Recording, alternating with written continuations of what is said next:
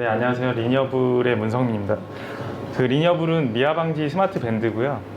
네, 제품에 대한 내용은 제가 오늘은 말씀 안 드리고 넘어가겠습니다. 제가 말씀드릴 내용은 그 하드웨어 스타트업을 시작할 때라는 내용인데, 모쪼록 여기 오신 분들에게 도움이 됐으면 하는 생각으로 말씀드리도록 하겠습니다. 네, 하드웨어 스타트업을 시작할 때죠. 그래서 여기 많은 분들이 오셨다고 생각을 하고 있고요. 그래서 긍정적인 것들을 보자면, 이게 2015년도는 빠져 있는데, 어쨌든 2013년에서 14년도로 일단은 펀딩 금액들이 굉장히 크게 증가를 했습니다. 여긴 안 나와 있지만 2015년도도 굉장히 증가를 했고요. 가파르게 증가하고 있어서 하드웨어 스타트업들이 사실은 비즈니스를 메이킹 하는데 돈이 굉장히 많이 들어가잖아요. 그래서 펀딩이 많이 된다는 건 그만큼 시장이 좋아졌다는 얘기인 것 같습니다. 그리고 하드웨어에만 투자하는 VC들도 생겨나고 있더라고요. 그래서 그런 것들을 봤을 때 또 긍정적일 수 있고요. 그리고 유니콘들이 많이 생겨났죠. 그래서 PPC나 고프로처럼 엄청난 금액으로 성장한 회사들이 있습니다. 제가 사실은 이쪽 파워포인트에서 내용을 제가 적어왔는데 잘 안 돼가지고 제가 버벅거리니까 좀 이해 좀 부탁드릴게요. 그래서 아까 세 가지 장표에서 보면서 여러 가지가 긍정적이라고 말씀드렸는데, 하나 저희가 고려해야 될 게 요런 내용이 있습니다. 여기가 한국이라는 거죠. 그래서 아까 VC들이 되게 해외에 많이 투자를 하지만 한국에 있는 벤처 캐피탈 만나보시면 아시겠지만 일단은 하드웨어라면 굉장히 싫어하거든요.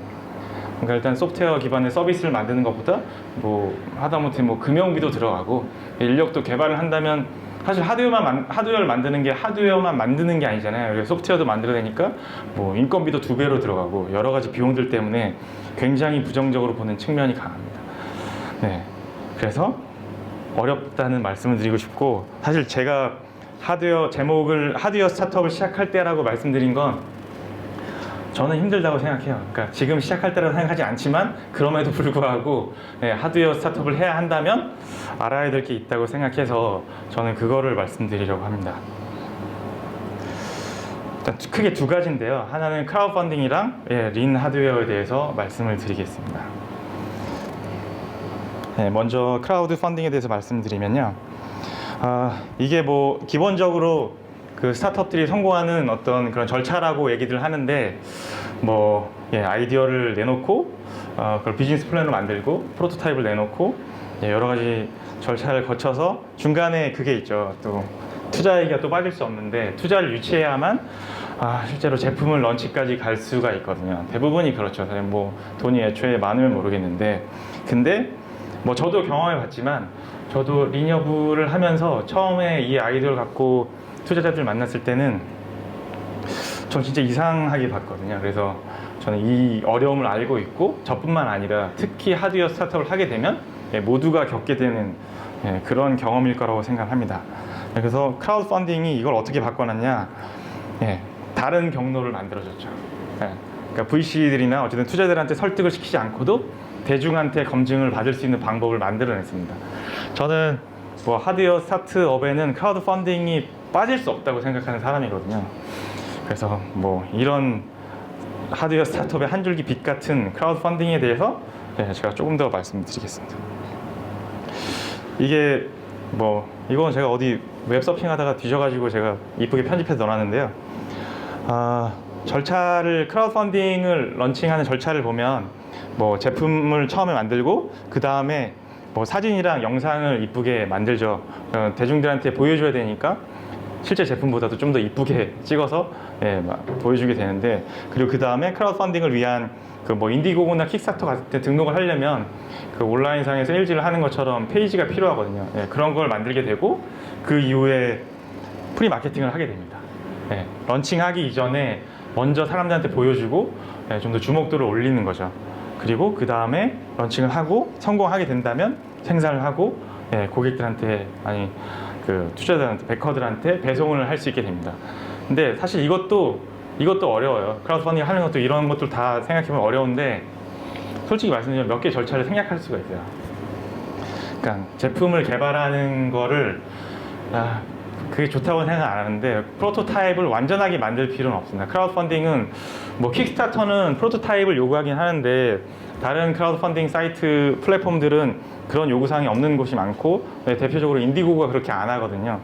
그래서 그렇게 하실 수도 있고요.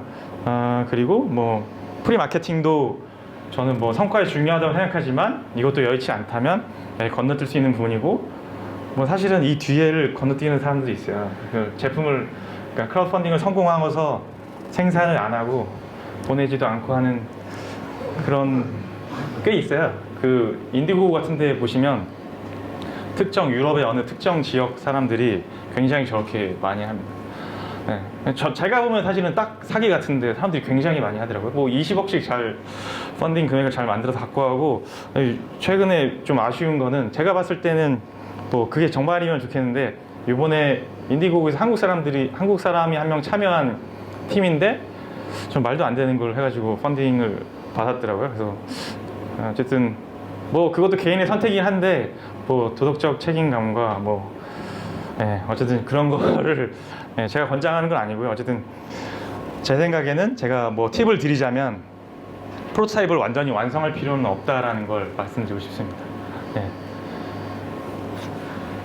그 뭐 개발팀이 완벽하지 않다고 생각하거든요. 그래서 뭐 완벽한 제품을 만들고 출시할 필요는 없지만 기술적 검증은 필요하다고 보고요.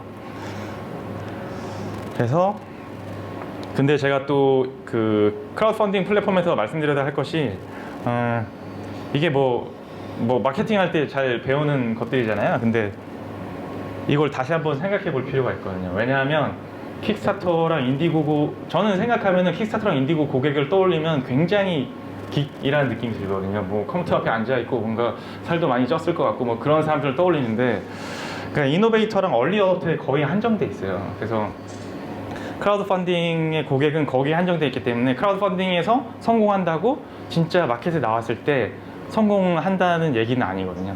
그러니까 뭐 쉽게 생각하면 크라우드 펀딩만을 성공하기 위한 프로덕트는 만들기 되게 쉬워요. 그러니까 쉽진 않지만 그렇게 생각할 만한 것들이 꽤나 있거든요. 좀 더 뭐 SF 영화에 나올 법한 그런 것들을 좀 더 잘 만들어서 하면은 성공을 잘 할 수 있을 거라고 저는 봐요. 하지만 그건 어디까지나 얼리업스나 그 이노베이터들에만 국한된 제품일 수 있기 때문에 시장에 나왔을 때는 실패할 수 있다라고 생각을 합니다.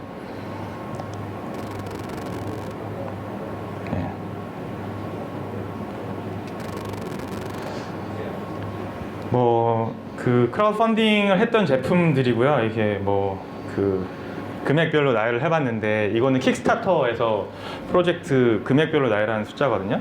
그래서 굉장히 유명한 회사가 있죠. 페블이 사실은 킥스타터에서 성공하면서 엄청나게 사실은 세 번째로 올라와 있는데 이게 첫 번째 크라우드 펀딩이었고 여기서 성공하면서 뭐 큰 기업이 됐죠. 아직도 뭐 스마트워치에서 애플이 나오고 여러 회사가 대기업들이 뛰어들면서 밀리긴 했지만 여전히 영향력 있는 큰 회사가 되었습니다. 그리고 최근에 한 제품도 킥스타터를 통해 다시 런칭을 했고 최고 금액을 또 달성을 했고요. 그리고 뭐 제가 보자면 쿨리스트 쿨러나 트래블 자켓 같은 게 제가 볼 때는 그 대중적이지 않은 제품이라고 개인적으로 생각하거든요. 이게 아이스박스에다가 믹서기랑 스피커랑 충전기랑 붙어 있는 건데 사실 저는 그런 게 왜 필요한지 정확히 모르겠어요. 따로 있는 제품들이 더 좋을 수 있는데 그리고 트래블 자켓은 저게 목 베개가 들어있어요. 그래서 바람을 불면 목에 베개가 나오고 뭐 다 아실 것 같아요. 이렇게 요새 많이 이슈가 되니까 제가 특히 말씀드리고 싶은 건 여기서 우야의 얘기를 좀 하고 싶어요. 저도 하나 갖고 있긴 한데 우야가 처음에 나왔을 때는 펀딩 금액도 굉장히 컸고 안드로이드 게임 콘솔이거든요. 그래서 기존의 PSP나 뭐 엑스박스 같은 게임이 아니라 뭐 다른 안드로이드 기반의 콘솔로 해서 주목을 많이 받았습니다. 주목을 많이 받았고 뭐 펀딩 금액도 그 크라우드 펀딩만 성공한 게 아니라 그 뒤에 뭐 시리즈 A 뭐 투자들을 굉장히 많이 받았습니다. 근데 나중에 어떻게 됐냐? 문제가 생기기 시작했죠. 오야가 대중적으로 봤을 때는 사람들이 많이 선택하지 않는 아이템이었거든요. 그러니까 게임 콘솔이라는 게 굉장히 그 매니아들이 선택한 아이템인데 실제로 그런 사람들한테는 이미 엑스박스나 플스 같은 재밌는 콘솔이 있었기 때문에 오야를 선택하지 않았습니다. 그래서 시장에서 위험한 평가들을 많이 받았고 결국은 뭐 다른 회사에 매각이 됐고 뭐 그것도 성공이라서 할 수 있겠지만 어쨌든 비즈니스를 하는데 처음부터 목표가 M&A가 목표인 분들이 있지만 그게 저는 목표는 아니라고 생각하거든요. 어떤 뜻을 펼치고 싶은 게 생각이기 때문에 어쨌든 제가 봤을 때는 오야가 대중적이지 않아서 실패를 했다. 그래서 크라우드 펀딩이 성공이 꼭 그런 걸 얘기해 주는 건 그 대중적인 성공을 의미하는 건 아니다라는 걸 말씀드리고 싶습니다. 뭐 반대로 오큘러스나 페블 같은 제품들은 여전히 성공하고 있고요. 그리고 또 하나 말씀드릴 게 그 크라우드 펀딩이 아까 말씀드렸지만 프리 마케팅이 필요하다고 말씀드렸잖아요. 그러니까 캠페인을 성공하기 위해서도 SNS에서 열심히 활동들을 해야 되고 뭐 영상을 유튜브에 올려서 그렇게 해야 되는데 그 이후에 저는 마케팅 성과가 어마어마하다고 생각을 하거든요. 실제로 제가 경험했을 때도 저는 사실 글로벌하게 뭘 할 생각을 최초에 하질 않았었거든요. 근데 그 인디고고에서 런칭하고 주목을 많이 받았더니 전 세계에서 정말 기사가 엄청나게 쏟아졌어요. 뭐 모르는 나라도 있을 정도로. 그래서 뭐 유럽이라든가 일본, 중국을 포함해서 미국에서도 많이 나왔고 그런 것뿐만 아니라 각국의 뭐 사람들이 소셜 미디어 상에서 그 우리 제품 얘기를 해주기 시작했거든요. 지금까지도 저는 그 영향을 많이 받고 있다고 생각하고 크라우드 펀딩에서 재무적 성과뿐만 아니라 크게 기대할 수 있는 게 마케팅 성과입니다.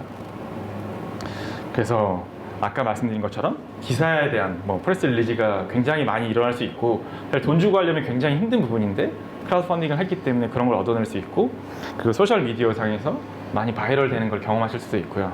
그리고 또 하나 이 셋 중에서 저는 가장 중요하다고 생각하는데 제품을 구매하지 않았는데 팬이 돼주는 사람들이 있어요. 그게 되게 좋은 경험이기도 하고 그 사람들이 계속 제품이 나올 때까지 나오고 나서 제품에 문제가 있어도 수정에 대한 의견을 주고 응원을 해주거든요. 이런 팬들을 확보할 수 있다는 게 저는 가장 큰 성과가 아닐까 생각을 하고요. 그리고 크라우드 펀딩 얘기를 마무리하면서 좀 더 말씀드리고 싶은 건 다시 한번 강조하지만 크라우드 펀딩의 성공이 비즈니스의 성공은 아니다라는 걸 말씀드리고 싶습니다. 그래서 크라우드 펀딩이 좋은 수단인 건 맞지만 여기에 너무 집중하면 비즈니스 자체에는 안 좋은 영향을 끼칠 수 있다는 걸 다시 한번 강조하고 싶습니다. 그리고 아까 말씀드린 것처럼 린 하드웨어 스타트업에 대해서 말씀드리고 싶은데요. 최근에는 많이들 얘기를 하더라고요. 그래도 저도 이걸 특별하게 제 생각을 정리해서 갖고 온 건 아니고 여기 계신 분이 얘기하는 거를 제가 좀 제 생각을 더해서 정리를 해봤습니다. 그 린 하드웨어 스타트업의 단계를 나열을 해보자면 첫 번째가 리서치 단계가 있습니다. 그래서 리서치를 하면 그렇게 해야죠. 트렌드를 조사해서 최근에 VR이 트렌드니까 VR 관련 기기를 만들자 이런 결론을 내면 안 된다고 저는 생각하고요. 최초의 리서치는 문제를 찾아야죠. 세상에 주변에 어떤 문제가 있는지를 찾아보고 그 다음에 그 문제에 대해서 시장성을 검증하는 게 필요하죠. 이 문제가 너무 소소에만 한정되어 있으면 좋은 문제 해결이 방법이 있다 하더라도 사실은 사업적으로는 저는 아니라고 보기 때문에 그런 걸 판단할 필요가 있고요. 또 그 이후에는 또 가장 중요한 단계가 있죠. 기술적으로 이게 구현 가능한 것인가, 그걸 확실하게 조사할 필요가 있습니다. 그리고 그 다음에 이런 공간에 오셔가지고 린 스타트업 책에 보면 MVP라는 단어가 많이 나오잖아요. 그래서 하드웨어 스타트업에도 그런 제품을 만들어야죠. 여기 오셔가지고 3D 프린터 같은 거 활용하셔서 만드실 수도 있고 근데 이게 저는 MVP를 만드는 것까지는 엄청 쉽다고 생각을 하는 사람이에요. 왜냐하면 저희 회사의 디자이너 중에 한 명이 제품 디자이너인데 그 친구는 코딩도 하고 다 하거든요. 그냥 뭘 만들어야겠다 그러면 아두이노로 해가지고 다 일단 만들어요. 그래서 MVP를 만드는 거는 일반적으로 디자이너도 하는 거기 때문에 하드웨어를 조금만 공부를 하시면 할 수 있다고 생각하고 그것까지는 우선은 진행을 직접 하시는 게 좋을 것 같다라는 의견을 드립니다. 그리고 그 다음에 알파 버전을 만들죠. 이게 프로토타입이죠. 아까 말씀하신 것처럼 뭐 시제품에 준한 제품을 만드는 거죠. 그래서 일단은 아까 제가 빼먹었는데 여기서 프로토타입 만들고서 저는 가장 중요한 절차가 이게 실용적인가를 검증을 해야 된다고 생각해요. 그래서 뭐 형태가 어떻게 됐든 이 기능이 정말 유효한가를 검증한 다음에 그 다음 스텝으로 넘어가서 시제품을 만들고요. 뭐 디자인도 뭐 준수하진 않겠지만 어느 정도 시장에서 반응을 볼 수 있는 그런 제품을 만들어내는 거죠.